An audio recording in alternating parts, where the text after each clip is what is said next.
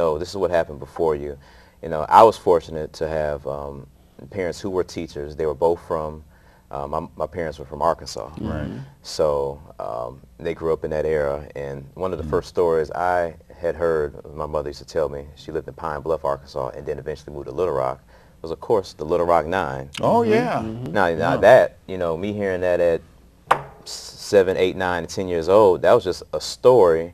I didn't know it was just that big of a story, of course, when I came into, you know, my teenage years. But, you know, she said, you know, she told me, obviously what everybody saw from that is, you know, like you said, police escorts, and, you know, at that point, that was National Guard. So, you know, I took that as, you know, very seriously, that, you know, it wasn't just as easy as just walking to the schoolhouse as it is right now and getting an education. So once you're in there, you definitely need to take advantage of it, because it's just looking back at history of where we used to be.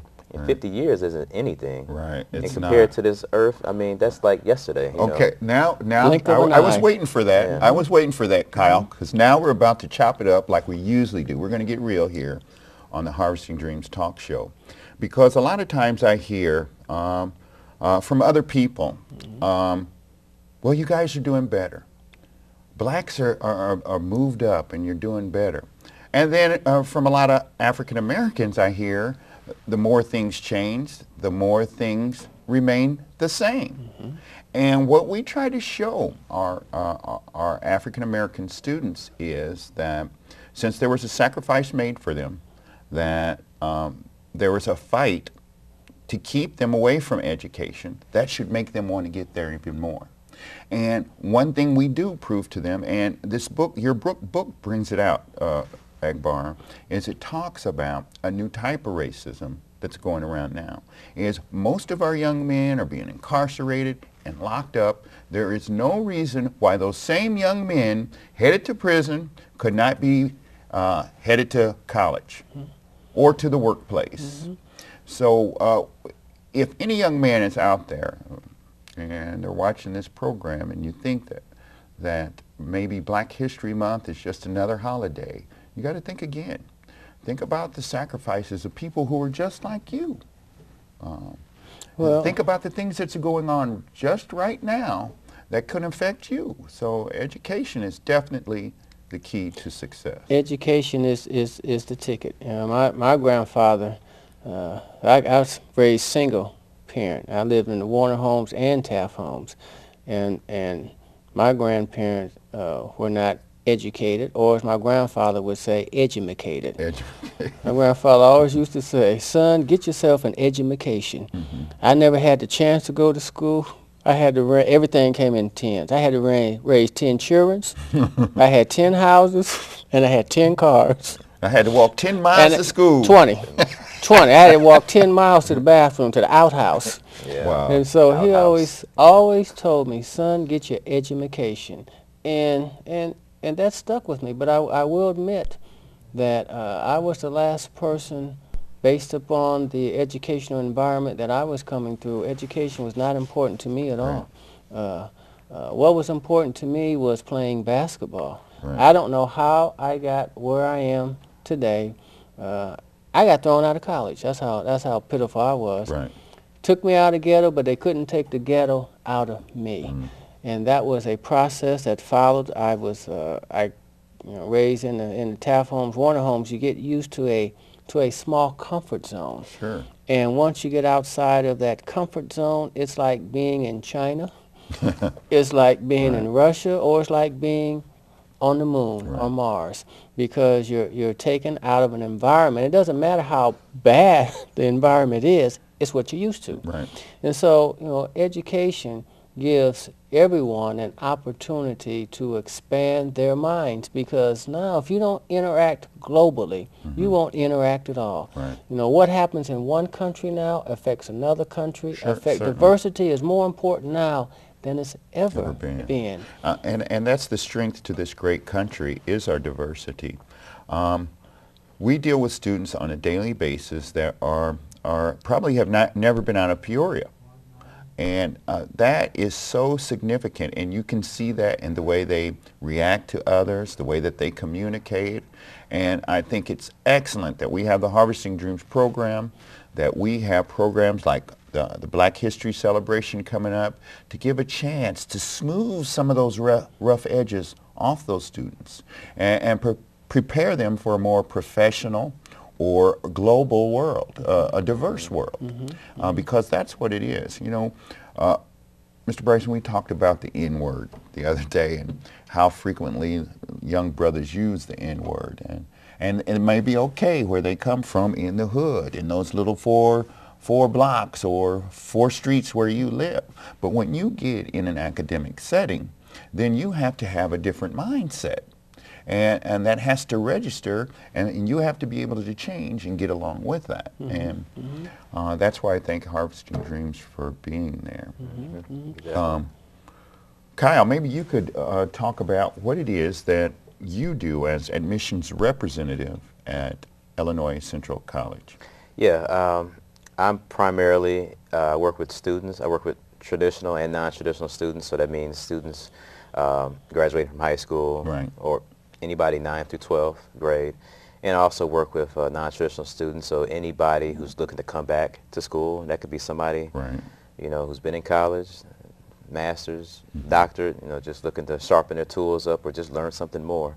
But primarily what I do throughout the week is I work with the District 150 high school students, right, and seniors, and getting them prepared for the whole admission process and enrollment into Illinois Central College. So that's anything from applications to talking to them about scholarships, sure, and of course just pounding in deadlines. Right. And also a big thing, I'm part of the Minority Retention Committee at ICC, wow, and so is everybody on this panel, is we bring the seniors over to ICC right, in about a month for what's called the Success Luncheon. And at that time, it's one of the biggest events of the year for our department. They get, it's an orientation, and at that time they get their class schedules done and they get advisement from our counselors and advisors. right. So, right. So you go to all the area high schools. Yeah. So if you're any high school students out there that you see Kyle, make sure you come up and talk to Kyle about what your plans for the future are. Are you going to go to school, or why, and why you should or why you shouldn't go to school? I think Kyle will be really ready to help you. that's right. We only have a few minutes left, but I'd like to talk about why we are here. Why Harvesting Dreams is here is the fact that African American males are not graduating from high school. Well, it's at a significantly less number than their white counterparts. I think for Illinois, the graduation rate, according to the Schott Foundation 50-state report, is 47%. 47% are graduating from our high schools here in Illinois. Now, when you compare that to their white counterparts, which it's a whopping 83%, which leads our African American males are just not prepared when they come to college. So something is wrong, and that's why we have the Harvesting Dreams program. That's why we have the minority retention component, and we want to help our African American males do a lot better with their educational goals. And let me add something to that too, Morri. Is that the reason why that statistic is so important too is because most of the students that drop out, particularly African American males, is when you drop out of high school, that's a direct pipeline to prison. That's a direct pipeline and a major cause to, you know, America has one of the largest prison populations in the world. And unfortunately, most of those are men of color. Right. And dropping out of high school is almost like being recruited. Right. Into, you get To a full ride. You get a full ride into the state penitentiary. And it costs more to house someone in the state penitentiary right, than it does to send them to school. And what I was going to say is, and when I'm working with students, I think of a movie called Lean On Me, with Morgan Freeman. I just think of the one scene where the guy dropped out of high school and he just said, "You'll be dead in a year." Right. I mean, that's honestly what I think, because I don't know what you're about to do right, I just, so I really see almost, I don't want to say a dead man walking, that's extreme, but I really take it that seriously, though. Yeah. One thing that was said to me that really made some sense is that time is going to pass anyway. Pass anyway. In 4 years, you're going to be 4 years older, 4 years no matter older. what you're doing. So why don't you do it positively, I believe that the disparity in education between African American males and other students is morally wrong, and it is every American's responsibility to make sure that the educational system does not continue to set these young men up for failure. And if you support programs like the Harvesting Dreams program, support our celebrations, support our histories, and that will show our young men and encourage them to be the leaders of the next generation like they should be. Something is wrong when we crush the opportunities for our nation to witness great miracles, when the promising minds and future discoveries of African American males are thwarted.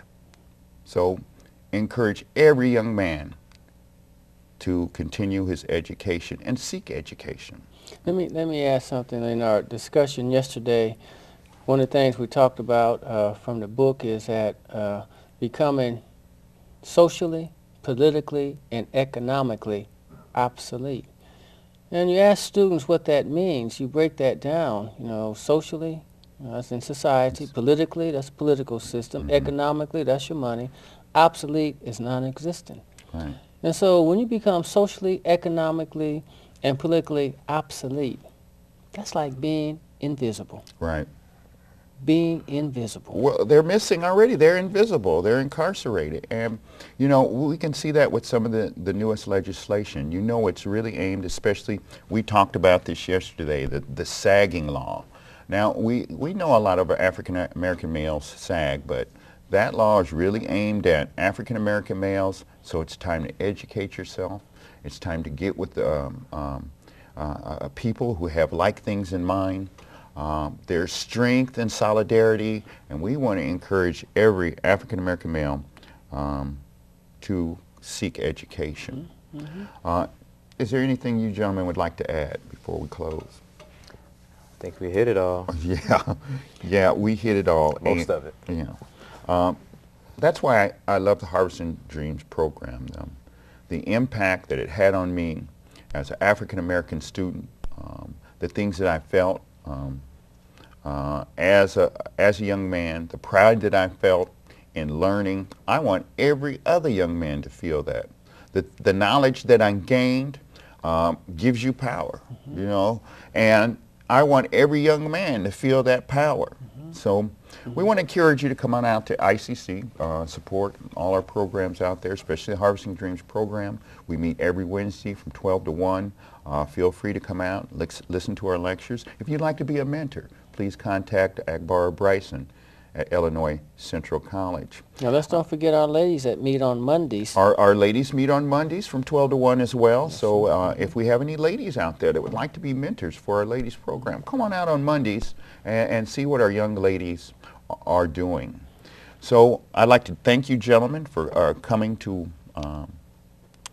this segment of the Harvesting Dreams Talk Show. Kyle, Yes. Man, I'll see you at work. Agbara, I love you. You're my mentor.